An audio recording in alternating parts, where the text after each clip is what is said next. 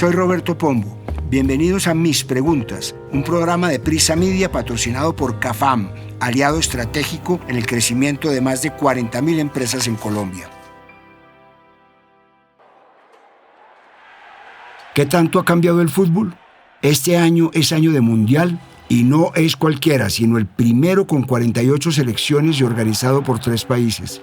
El deporte más popular del mundo ha vivido cambios no solo en sus reglas, sino en la forma como se juega. ¿Es el fútbol ahora más aburrido? Para este capítulo hablamos con el analista de fútbol Hernán Peláez, con el comentarista deportivo Martín de Francisco, con Gustavo Serpa, presidente de la Junta Directiva de Millonarios Fútbol Club, con la periodista y presentadora de ESPN, Diana Rincón, y con Marina Granciera, periodista y presentadora deportiva de Caracol Televisión. Soy Roberto Pombo y este es el capítulo 174 de Mis Preguntas. Bienvenidos. En la antropología hay varias teorías de por qué el neandertal, uno de nuestros antepasados de hace 40.000 años, desapareció y dio paso al Homo sapiens. La evolución no es una línea recta como muchos creemos, que de una especie salió otra, como una cadena. Muchos de nuestros antepasados se extinguieron por falta de adaptación y otros simplemente se hibridaron con otras para dar paso a lo que somos hoy.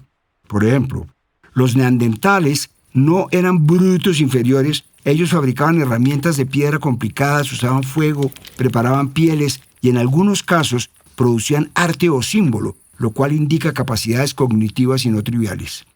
Los neandertales tenían cuerpos fuertes y musculosos con caderas y hombros anchos, tenían más fuerza en brazos y piernas para emboscadas a corta distancia durante la caza, eran mucho más robustos y musculosos que los humanos modernos, adaptados al frío, con cuerpos anchos, tórax en forma de barril. Sin embargo, eso no fue suficiente para sobrevivir. La ciencia y la genética nos han mostrado que las especies deben adaptarse para vivir o de lo contrario, desaparecen. En un momento de la historia, los neandertales se encontraron con los sapiens y con el tiempo se mezclaron. Sin embargo, esta hibridación o cambio no fue pareja, sino que fueron prácticamente absorbidos. Me explico. No es que el neandertal se haya extinguido como otras especies animales, sino que al mezclarse con otra especie, como los sapiens, la evolución llevó a priorizar los genes de este último que se adaptaban más al ambiente. Ese es el destino, no solo de especies de animales y vegetales, sino también de muchos fenómenos en el mundo, y quizás el ejemplo más claro es el fútbol. Pensé en esto hace poco cuando escuché al exdelantero de Argentina, Gabriel Omar Batistuta, uno de los mejores 9 que ha visto este deporte, en una entrevista. El que está enfrente y bueno, el 9 a la Batistuta, digamos, o a la Vieri, que hoy lo vi acá, no existe más, no hay más de esos que se quedaban clavados ahí y dominaban el área de alguna manera u otra, dominaban el área, se hacían ahí, se hacían valer, digamos, justificaban la camiseta estando ahí adentro del área y conociendo cada centímetro de esa zona. Ahora no, van para todos lados, se mueven y bueno, y es complicado porque aparte no tienen ni siquiera el número. Usan cualquier número, así que nada, ese es el fútbol de hoy. Pero eso no es lo que me aburre, hay otras cosas que me desalientan a seguirlo, pero bueno, es para hablar con más tiempo. Está bien, supongo que será más por lo extrafutbolístico que por lo del campo. Sí. El destino del delantero centro a lo Batistuta o a lo Falcao es corto y es casi inexistente ya, pero no es la única posición que parece destinada a la desaparición. El volante 10, el creador, el mago, como el pibe Valderrama, Pelé o Riquelme, también parece un jugador en desuso. Piense, por ejemplo, en el último de su especie, James Rodríguez. Son jugadores con cada vez menos cabida en los planteamientos tácticos de los equipos. ¿Por qué jugadores como los delanteros centros y los volantes 10 están desapareciendo? Le trasladé esta inquietud al analista de fútbol Hernán Peláez. Bueno, realmente los centros delanteros todavía tienen buena representación si mencionamos a Mbappé, a Haaland, a Harry Kane, Rodallega, Fridiseski, en fin, porque siempre habrá un hombre que defina el goleador. El que sí tiene problemas de supervivencia es el número 10, por el fútbol hoy de vértigo, el fútbol rapidísimo, casi el fútbol vertical. El número 10 antes era un pisador de balón, tenía tiempo de pensar, mirar y decidir. Hoy en día la presión es enorme y, como le digo, viene desapareciendo. Es por eso, por el estilo de juego que se practica hoy en el mundo, ¿no? El fútbol ha cambiado y no se trata de una mirada nostálgica, sino de un dato verídico.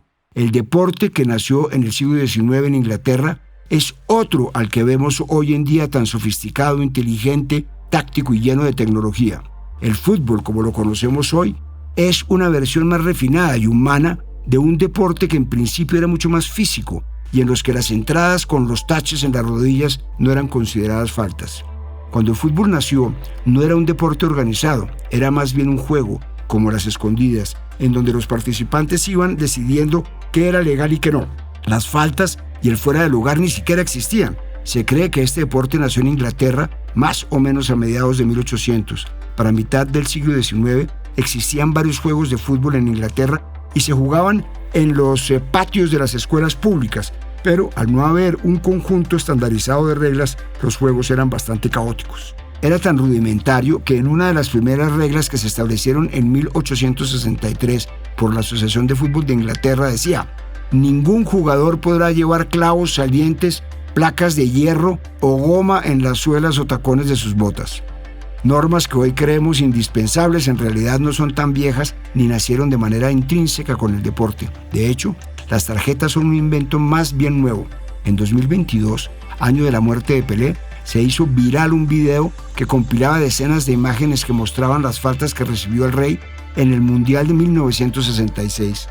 Las imágenes muestran zancadillas y patadas salvajes desde atrás, codazos, tacles por la cintura, golpes en la cabeza, que hoy en día significarían no solo tarjeta roja, sino sanción de varias fechas y posiblemente demandas por intento de homicidio.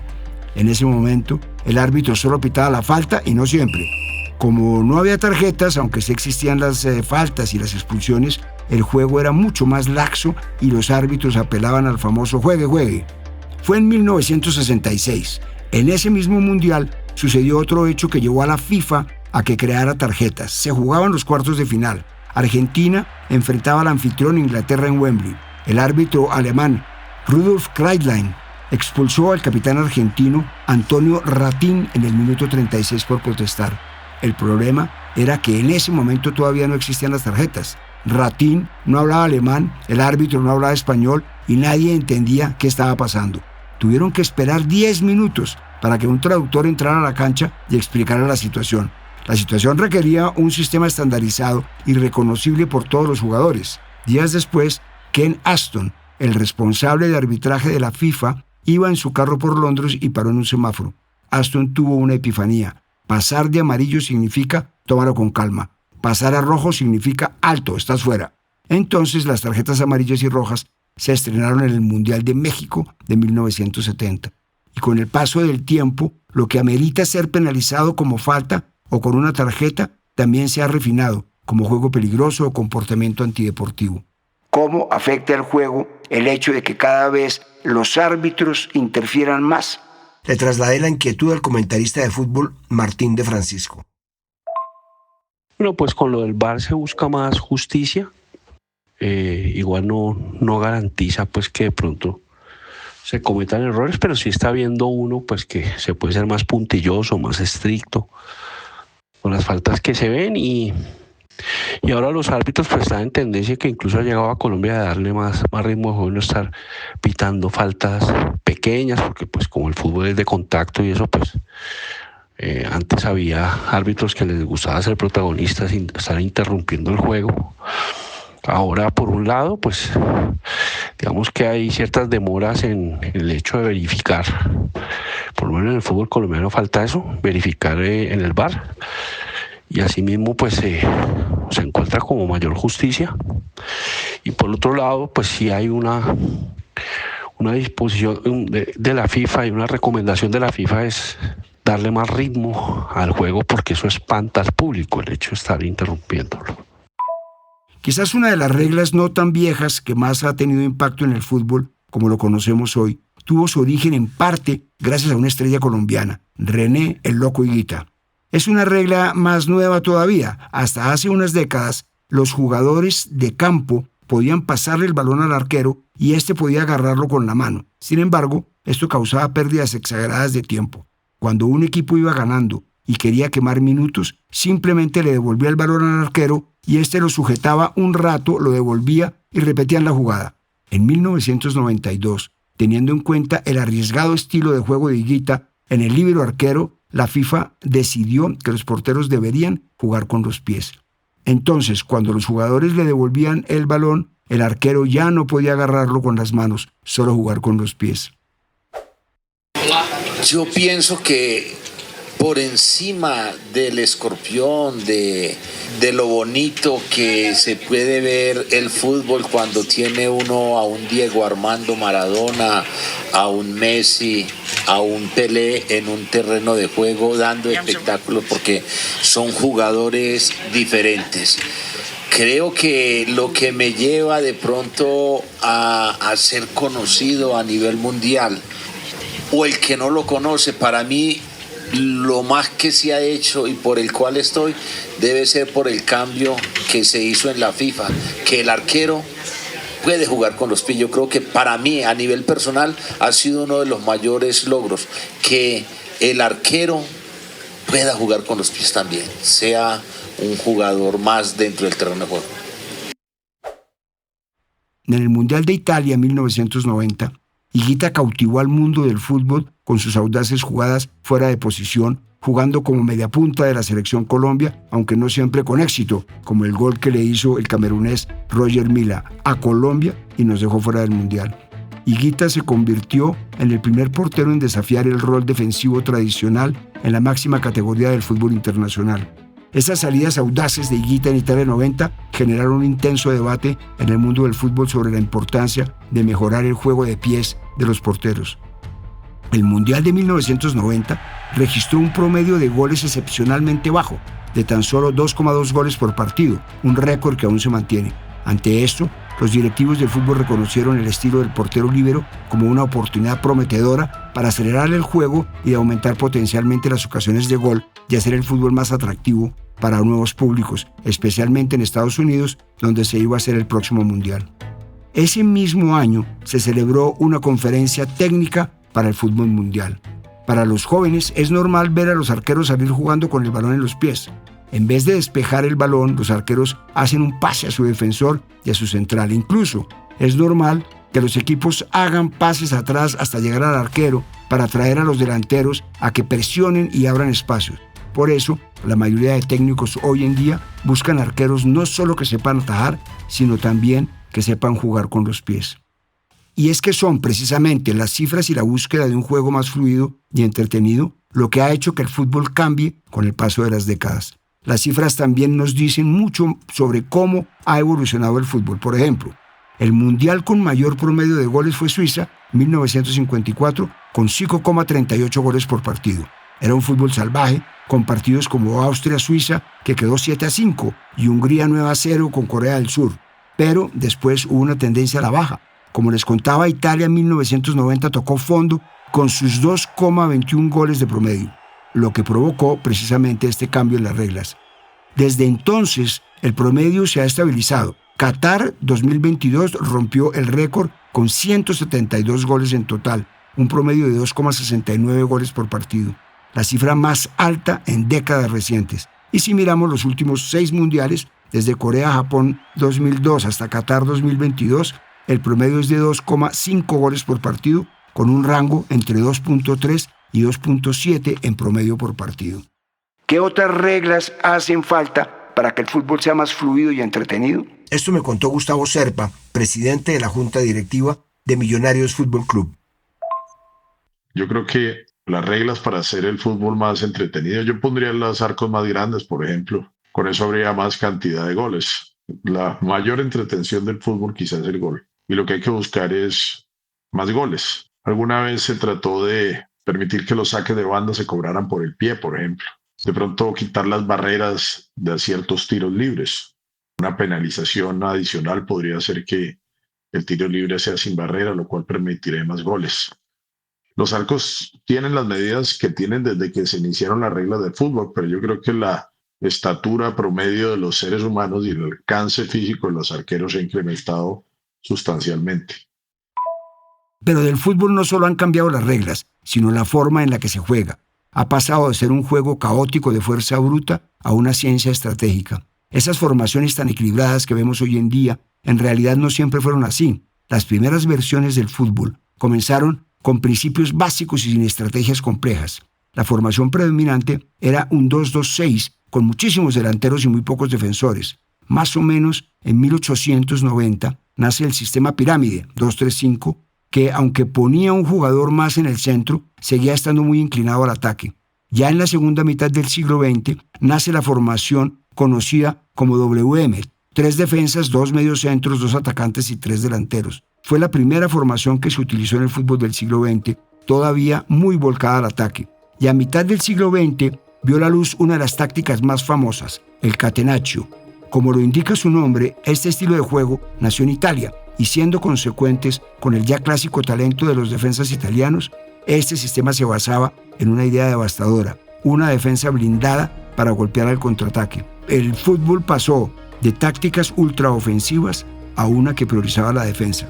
Pero no sería sino un par de décadas más adelante, en 1970, que las canchas conocieron lo que se conoció como la revolución de la fluidez, el fútbol total, una filosofía que desafió todo lo anterior, creado por Rinus Michels y encarnado por Johan Cruyff en el Ajax y la selección holandesa. El concepto era simple: todos atacan, todos defienden.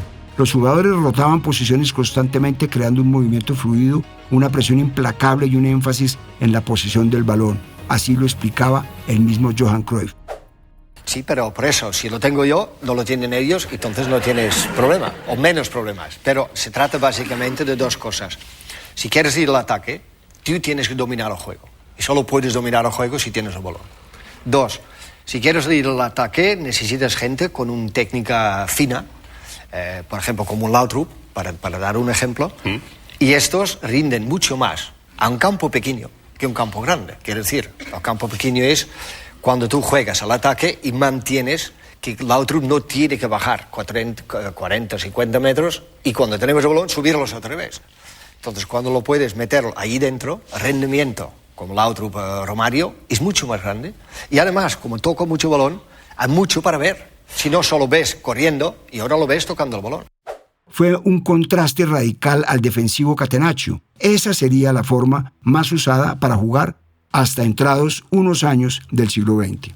Esta táctica del fútbol total influencia otra que hasta hoy es tendencia, el famoso tiki-taka, un fútbol de dominación y posesión. Bajo la dirección del técnico catalán Josep Guardiola en el Barcelona Fútbol Club, este sistema revivió los principios del fútbol total. Se centró en pases cortos, rápidos y triangulaciones para tener el balón. El objetivo era asfixiar al rival negándole el balón y esperando el momento perfecto para atacar. Y finalmente, la táctica que domina buena parte del fútbol actual, la presión alta o, como lo bautizaron los alemanes, Gegenpressing.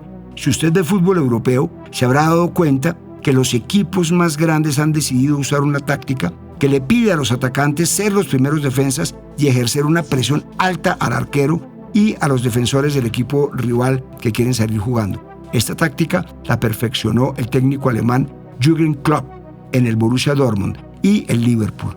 La idea es recuperar el balón inmediatamente después de perderlo, presión alta e intensa, convirtiendo la defensa en ataque al instante. Buscaba controlar el juego negándole al oponente la oportunidad de respirar. Yo no entiendo tanto de táctica, por eso busqué al analista de fútbol Hernán Peláez para preguntarle por qué las formaciones pasaron de ser tan ofensivas a buscar primero el equilibrio y el orden defensivo. Yo creo que la segunda, más defensivas. ¿Por qué? Nadie quiere perder.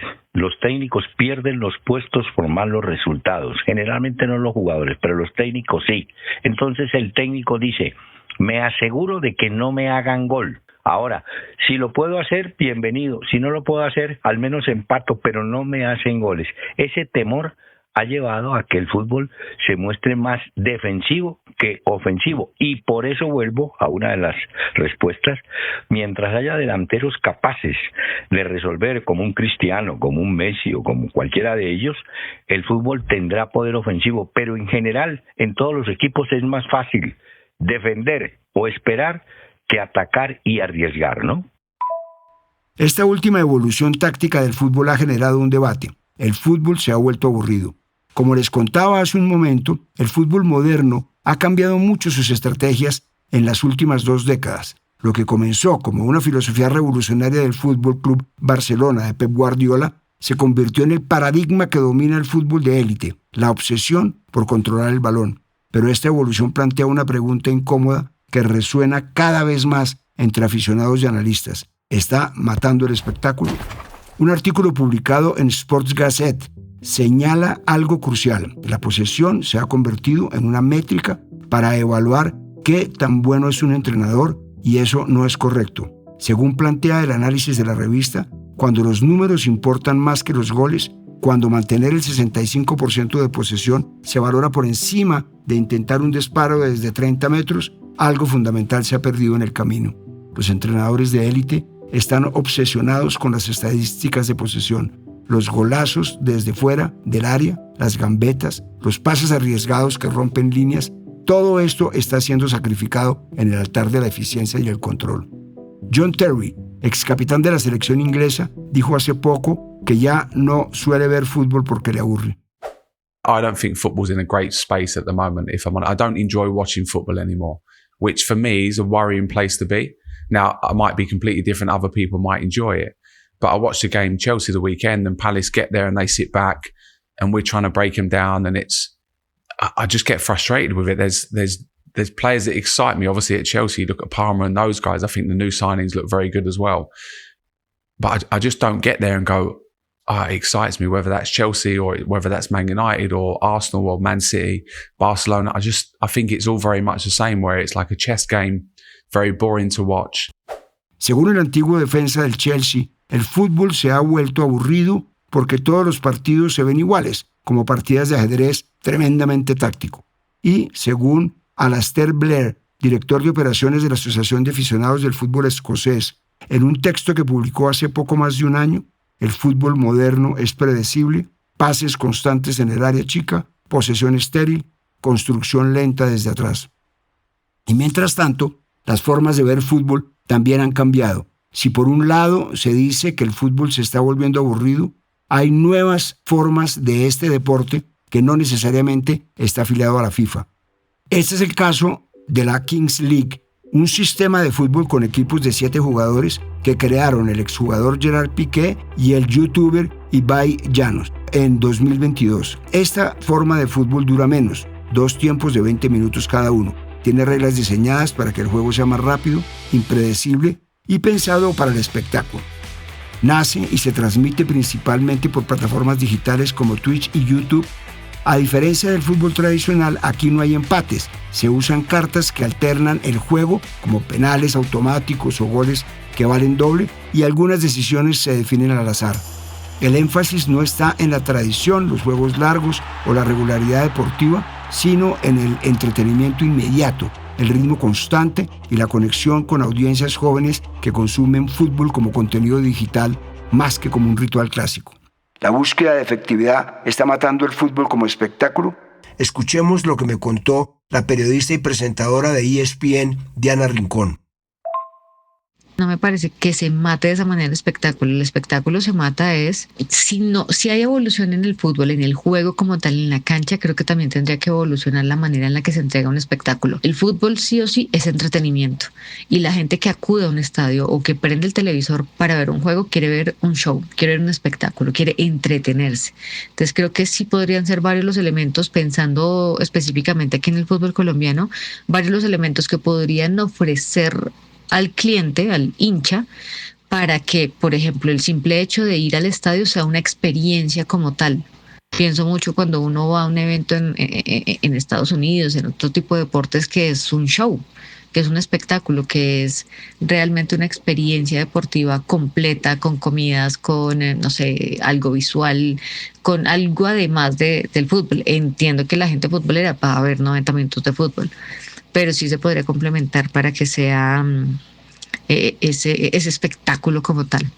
Y pues bueno, obviamente los protagonistas tienen que ayudar. Si es lento, si es malo, he visto finales del fútbol colombiano que son, Dios mío. Pero sí, es el ritmo que le puedan dar los mismos protagonistas y que sean consecuentes con sus hinchas, que sean honestos y entreguen lo mejor de sí. Pero quizás uno de los cambios más importantes se va a dar este año. Un mundial con 48 equipos divididos en 12 grupos, con sedes en 3 países, y se van a jugar 104 partidos. Pero esto no es todo. El presidente de la Conmebol, Alejandro Domínguez, lanzó la idea de que la versión 2030 no tenga ni 32 ni 48 selecciones, sino 64. Además, la propuesta incluye que además de las sedes de Marruecos, España y Portugal, se jueguen partidos en Argentina, Paraguay y Uruguay, donde se celebró la primera edición de los mundiales en 1930. Este tipo de cambios ayudan a democratizar el fútbol para selecciones menos poderosas o lo hacen más aburrido.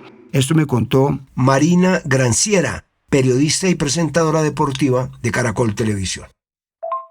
No, sabes, yo no soy a favor de las 64 selecciones. De hecho, hasta las 48 me parece que se complican todo porque, el fútbol es el deporte más democrático del mundo, pero en un mundial deberían estar en los mejores y es solo un grupo selecto para poder hacerlo muy competitivo y muy que llame la atención. Entonces, ¿cuántas reglas no tuvieron que poner la FIFA este año en el sorteo para que fuera mucho más competitivo y no tuviéramos un partido entre Curazao y Jamaica, ¿no? Entonces, no sé, partidos con Uzbekistán, con Curazao, con Jordania. No sé si lo hace más entretenido. Y eso con 48, imagínense con 64 selecciones. Yo no creo que la calidad aumente. Creo que la calidad incluso del espectáculo, la gente puede empezar a ver a partir de los octavos y no desde antes. El fútbol que conocemos hoy es el resultado de más de 160 años de evolución constante. Desde aquel grupo de caballeros en una taberna londinense hasta los estadios tecnológicos del siglo XXI, el deporte ha transformado sus reglas, sus tácticas y su filosofía, pero en esencia sigue siendo el mismo juego hermoso que captura corazones en todo el mundo. 11 contra 11, un balón y la búsqueda de la gloria. Y ojalá que este sea el año en que la Selección Colombia nos dé una nueva alegría, pero esta vez mundial. Soy Roberto Pombo y este fue el capítulo 174 de Mis Preguntas. Nos vemos en el próximo capítulo. A partir de este momento, este capítulo de Mis Preguntas queda disponible en todas las plataformas de podcast. Este episodio fue posible gracias a CAFAM, aliado estratégico en el crecimiento de más de 40.000 empresas en Colombia. Dirección Roberto Pombo. Asesor editorial Daniel Sampero Espina. Producción Juan Abel Gutiérrez y Johnny Rodríguez. Guiones Juan Abel Gutiérrez y Johnny Rodríguez. Postproducción de audio Iván Ayala.